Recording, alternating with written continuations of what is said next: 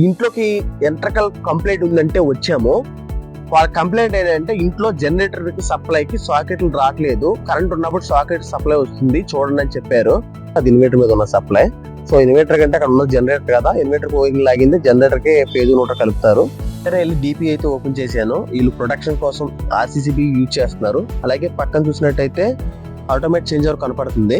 దాంట్లో ఒకసారి దానిపైన చూసినట్టయితే ఏసీసీఎల్ అని ఉంది కదా, అంటే automatic change over current limiter అని అర్థం. కింద సప్లై కూడా చెక్ చేసినట్టయితే ఫేజ్ టెర్మినల్ కి గ్రీన్ కలర్ ఉంది, న్యూట్రల్-కి బ్లూ కలర్ కలిపారు కదా. బోర్డులో ఒకసారి గమనించినట్టయితే వీళ్ళు ఫేజ్ బ్లూ కలర్ తీసుకున్నారు, న్యూట్రల్ ఏమో అది గ్రీన్ కలర్ తీసుకున్నారు. అందుకే ఈ బోర్డులకి సప్లై రావట్లేదు, సాకెట్ పనిచేయట్లేదు కన్నపోయినప్పుడు జనరేటర్ మీద. మరి కరెంట్లో ఎలా పనిచేస్తుందంటే వాళ్ళకి రిటర్న్ వస్తుంది, ఎక్కడో 2-వే కనెక్షన్ కూడా ఉంది కాబట్టి ఆ జనరేటర్ పవర్ అనేది రిటర్న్ ఇవ్వడం వల్ల ఆ ఏసీ మీద కరెంట్ మీద పనిచేస్తుంది, జనరేటర్ మీద పనిచేయట్లా.